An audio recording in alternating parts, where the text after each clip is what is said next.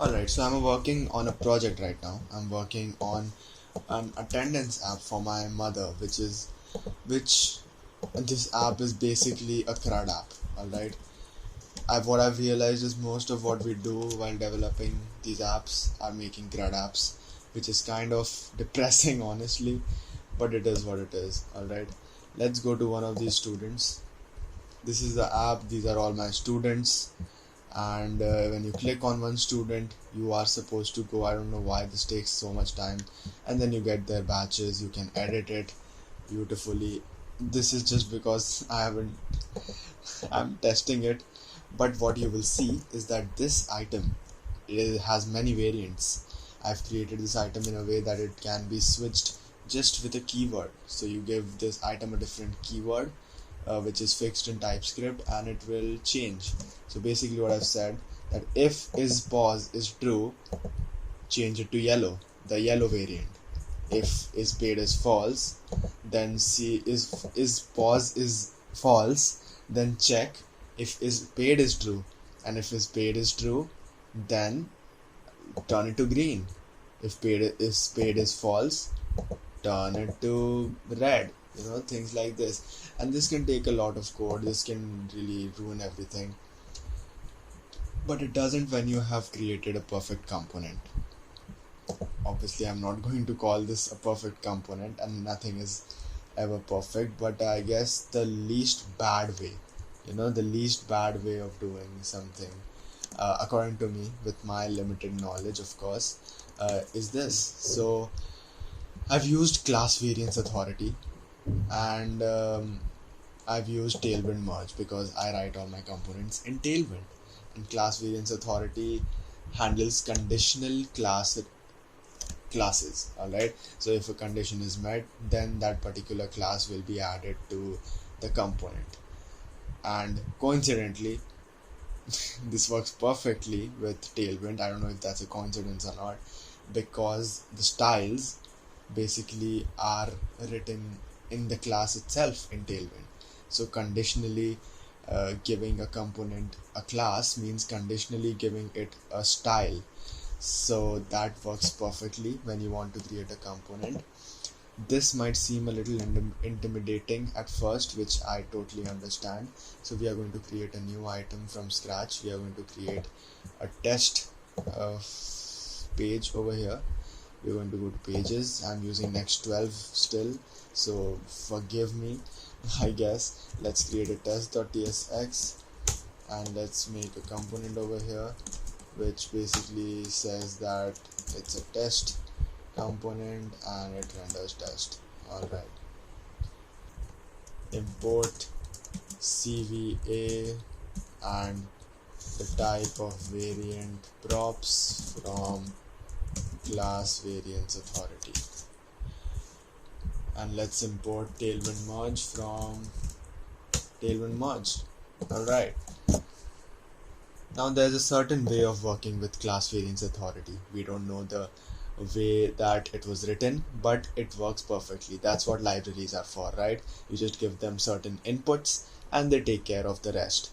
What we are going to do here is we are going to specify that, alright, the props that this component takes, it will be decided by class variance authority. So we are going to be putting the variant props as the props of this component, but variant props is a generic type. Generic type takes arguments. So let's give it an argument.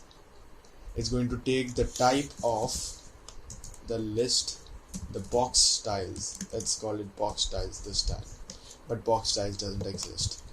Let's write const box styles equals to CVA. So now this style is going to be a CVA component, and as you can already see, there are no errors, there are no type errors, because CVA, the box styles is a CVA component, which works perfectly with the type of box styles variant props, because variant props and CVA were made to work together.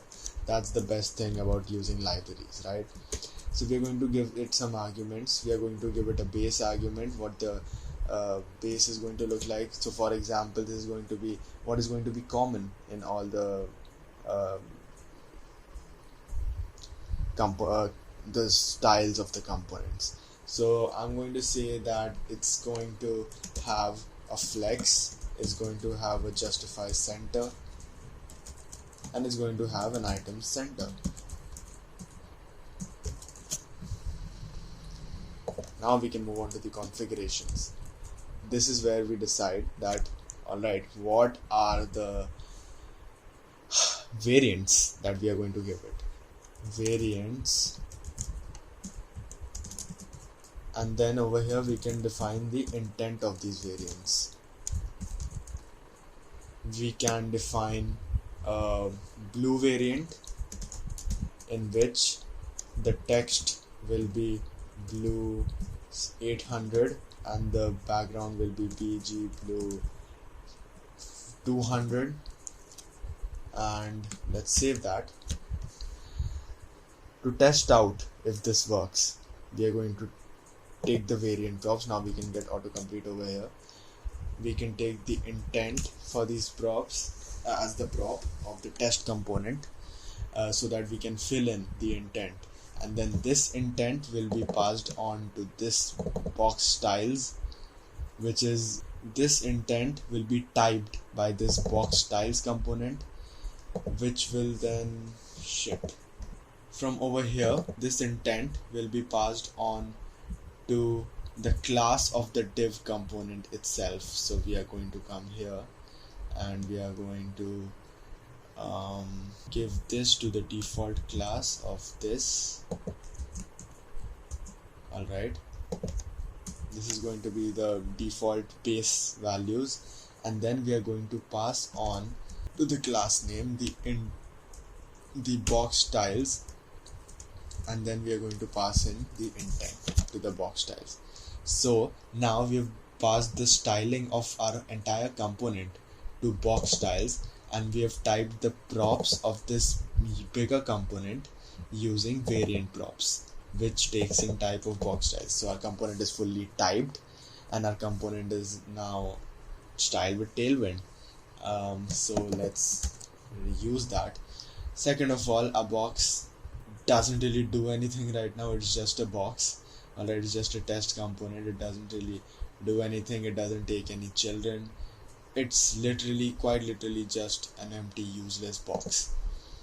So let's go and check out what this box looks like. Okay, cool, that looks good. I guess we can not give it any children right now, which is fine. But what if I try to give it an intent, which we can now give?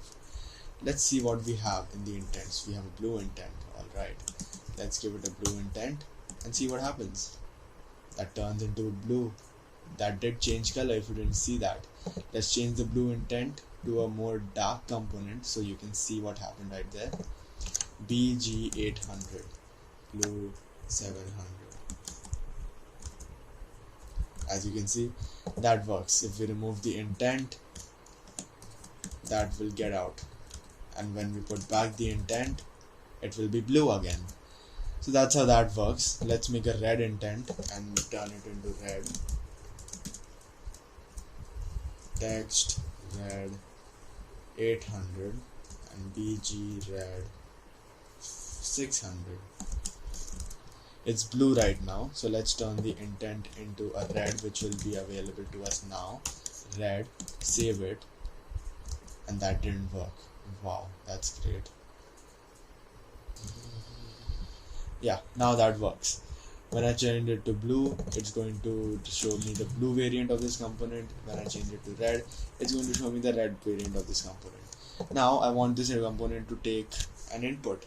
Unfortunately, variant props doesn't give us the children command, so we can just, as you can see, we can't get the children over here because variant props doesn't have it.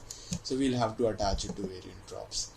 We'll have to go over here and say that children can be defined, which is a react.react node. React node. Alright. Now we can take in the children and then we can put it between our component. So let's put in children in here, save that, and change back our style. So we can make it 200 again, and we can make this 200 again. Let's go to test. It's showing us an error because we haven't passed any children. We can stop this error from being showed if we make the children a optional class. That will work. And let's give it week of experience, and now that works. As you can see, it's not overwriting the styles, right? It's not overwriting this the style. The BG blue is not being showed because I have mentioned a color in my topmost component, right? So how does that work? What do we do about that? The easiest solution would be to just remove this from here, and that will work. Now we have a perfect component, just like I wanted it to be. That's the best solution, honestly, for this. What I found. The second is that what if I want to take more input from the class names over here? What do I do then? If I want to give it a class name, say I want to make some other change, what do I do then? Well, as you can see, we have been doing this for a long time now. Let's take in the class name as well, which is going to be a string, and it's going to be an optional string.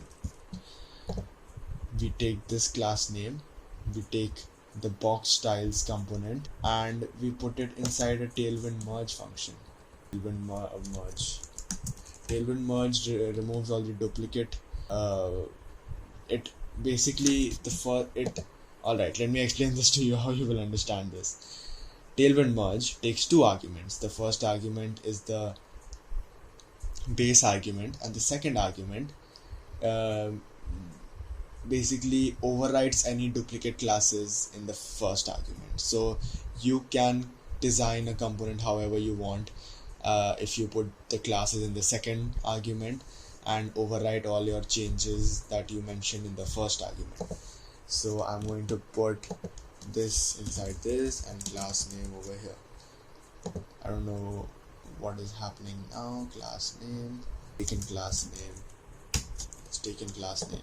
So basically what happens is, if I give it a class name right here, it will come over here from up here, and it will go over here. It will see if the box styles string, this is going to return a string in the end based on the intent that I defined, right? Anyways, this intent returns a string, and if any Tailwind class style like width 40 or width 50, if we have mentioned a default width in the box styles, which for example is width 20, our new class name of width 40 will override the width 20 and delete all the duplicate classes. So that's how this works, and it works perfectly.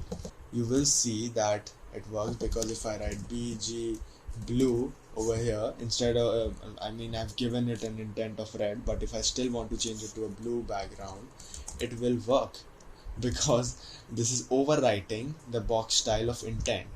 So we'll remove that for now, and then we can conditionally render this based on whether we're getting the data or not. So what I've done over here in my list item, if we look up list item, so what I've done here is I've designed it in the same way, and I've taken the intent.